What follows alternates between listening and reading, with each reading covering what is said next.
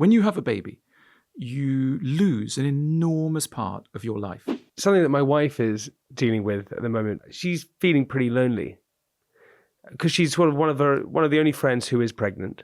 A lot of women after birth, as we know, feel very depressed because giving birth is both wonderful and joyful and is an enormous loss. It's a huge loss. When you have a baby, you lose an enormous part of your life. And you lose it not just for a month or a year, but for decades. For decades, aspects of your life will be taken from you.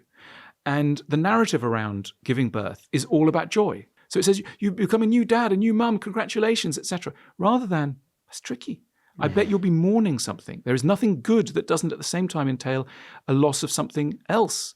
And, a lot of what makes women's lives very difficult immediately after birth is that there's no space for them to publicly acknowledge and mourn the fact they've lost a huge part of their lives. Yeah. And if you're able to say to your wife, and if friends are able to say, to give space to that and to go, yeah, I'm sure you're really happy with your child, but I bet at some level you resent your child. It's crying all the time. It's robbed you of everything. Your body's feeling in all sorts of pain. Your house is a mess, etc.